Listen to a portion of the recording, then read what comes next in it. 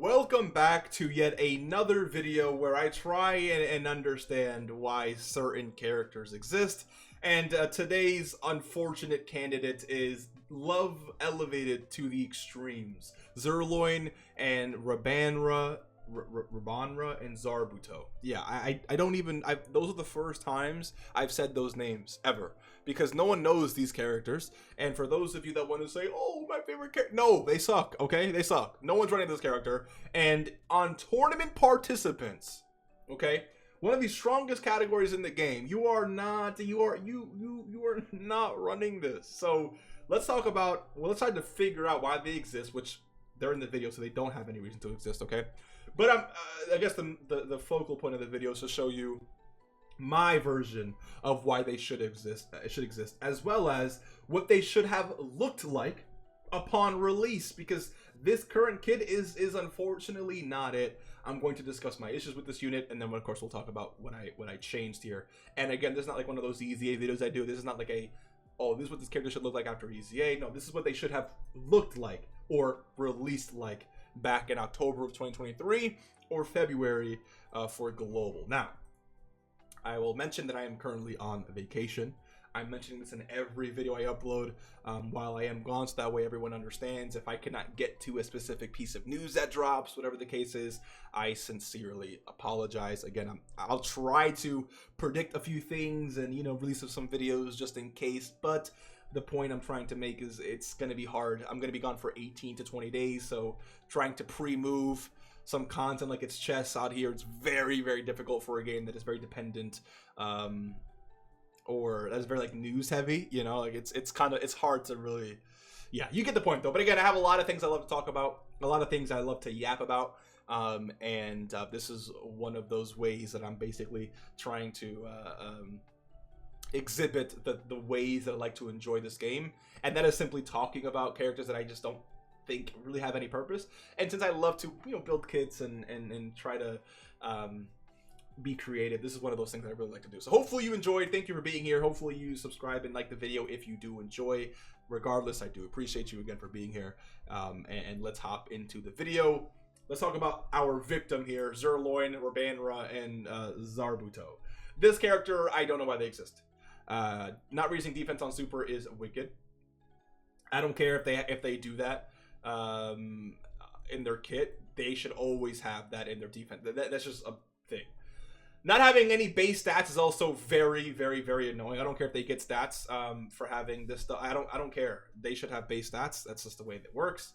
And then disables the attack to enemy's action once within the turn, once only. Starting from the 4th turn from the start of battle, attacks against all types. I mentioned this. This should be like the 3rd video of this that I do. I'm not gonna lie to you. I mentioned this in my previous one. I don't think banner units need this here. This is not something like, why do they keep giving this to banner units? This is not doing anything for anyone. This is not benefiting the team in any way. The fact that they do a little bit extra damage, it doesn't matter, dude. It really doesn't. Because guess what? You exchange this for like crit and the character is better. You exchange this for some type of support and the team is better. So we don't need this, okay?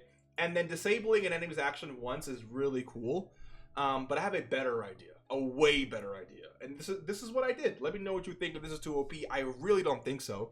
But this is how the character should have looked like. This is how the character should have looked like upon release. Here we go. Greatly raising attack and defense for 1 turn. Very, very easy. They get 2 key and 50% to stats. Very simple. Attack and defense plus 50% and reduces damage received by 10% per power of wishes or tournament participant category allied on the team, depending on which one has more members, whatever the case is. So you're building up to a lot more stats because they're now stacking on top of your original 50. When you perform a super attack, now it's actually going to be greatly raising. So it's both attack and not just attack, but and defense. So they're a little bit better defensively. And now you have some damage reduction. Now, damage reduction for a full team like this, like, look, 60% damage reduction sounds pretty strong. I'm not gonna lie, I get it, but it's like for a unit with defensive stats that are not great, you are still going to be caught lacking for sure, right? But I felt like this was definitely worth it because with no base stats like that. Like, it's tough, man. It really is tough. Moving on.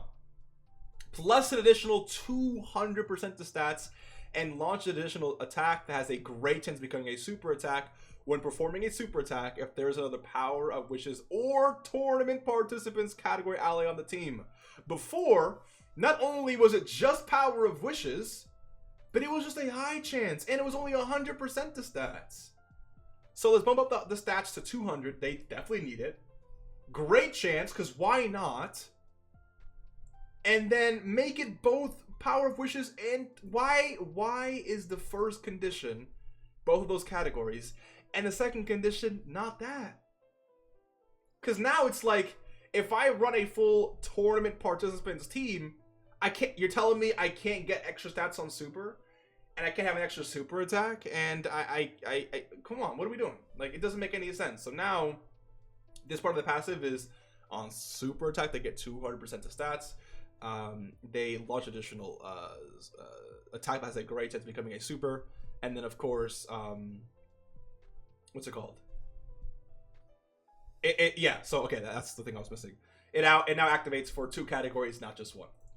Every turn for the first 7 turns recovers 7% HP and disables the attacked enemy's action once within the turn upon entry. So the upon entry part, the only reason why I really added that is because of the HP part here. Like, I wanted that, like, when you enter the turn, you automatically regain 7% HP. HP regen is valuable, and not many characters do that on TOP, by the way, or just tournament participants, I guess.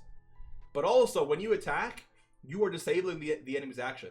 The most you can really see that is 4 times, because every turn that they appear, so 1st, 3rd, 5th, and 7th, when they attack, they are disabling the enemy's action, which of course is very, very strong. So if you have an ability on the team that allows you to foresee an enemy super attack, and now you know that if this character is in slot 2 or slot 3 or whatever the case is, and you're within the first 7 turns, and that a super attack is happening like the very first attack, you can put this character in that attack and break an action break that super attack. Very, very, very, very valuable stuff. Now this character is like very good, and it's a lot worse obviously than just having it on super attack, right? But of course it's still really, really, really good and provides the entire team with value. Not only that, but we have the HP regen, which of course is very, very good. And now look at this. When an enemy is hit by the character's super attack, all allies reduce damage received from that enemy by 7% for 2 turns. So, as long as this character is able to attack, you're going to have 7% damage reduction for every ally on the team for the remainder of the fight. And that's just pretty much how it is. 7% damage reduction for the entire team is not OP. Not OP. But now things become interesting, because now it's like, damn, I really want to run this character. And now if you do run this, and this is like where balance really comes in, people are like, yo, this is really, really, really OP, right? Tournament participants has so many good characters, but guess what? If you bring this character, you are sacrificing someone else. And the other character you're sacrificing could have brought different value to the table. So all of a sudden, yeah, while this seems to be really strong, you are, again, sacrificing some other power, some other support, some other something from the team. But I think a perpetual 7% damage reduction for the entire team is also fair, because tournament participants, has a lot of very strong characters. And most of the time, this guy is being floated off. Keep that in mind. So if he's being floated off, then you don't really get to activate like this every single turn. Actually, it's only if he's on rotation that you can basically have this active 24/7. But if you're floating him off, you just have this for his turn, as well as the next turn. But the turn after that, since you rotated him off, he's not going to be there, so you won't have that damage reduction. So just keep that in mind. But also, again, tournament participants has a lot of characters who are just one-shotting anyways, or doing a lot of damage anyways. So it's like this is okay. This is definitely very, very strong. But again, there's a use of this character now. Now there's like, yo, guess what? If I want to run Power of Wishes, or if I want to run tournament participants, I'm gonna run this character, because they actually have utility that we can take advantage of. they themselves have damage reduction. So with a full Power of Wishes team, I don't really have to worry about them in slots in the third slot. And you know, when they are in the third slot, and every time they enter the turn, I know that for the first 7 turns, whenever they attack in that 7th slot, they're going to be action breaking the enemy. So I don't have to worry about them getting hit for that one attack. And we're also recovering HP. And now that I know that when they do attack, they're reducing damage received. So it's like, not only for this turn, but for the next turn as well. And again, the reason why I made this for 2 turns is because this is a character that you are most likely running in slot 3. So it's like, if I made this for 1 turn, this does nothing for anyone. But now for 2 turns, put them in slot 3, you super attack, and now for the entire next rotation, we'll also have that 7% damage reduction. So yeah, let me know what you think. This is what they should have looked like upon release, and I don't know why they didn't, you know, make them. These banner units need to be a whole lot better, man. So much better. A lot of the characters in this game that are just not great really just stem from banner characters, banner units that don't really provide anything to the team. And look, I could have made this character support like 3 key and 50% to both Power Wishes or whatever the case is, but I felt like, you know, doing something a little bit different, having that HP recovery, having that action break for the first few turns, and having that 7% damage reduction active for 2 turns. So now you have the ability to keep them on rotation, and keeping them on rotation is definitely going to ruin your rotation because there's definitely stronger characters on the team. But if you keep them on rotation, literally everyone has 7% damage reduction the entire fight, as long as of course they can attack, right? And putting them in slot 1, I mean, will that work? I don't know. I mean, I guess it could with a full team, but it would be definitely tricky.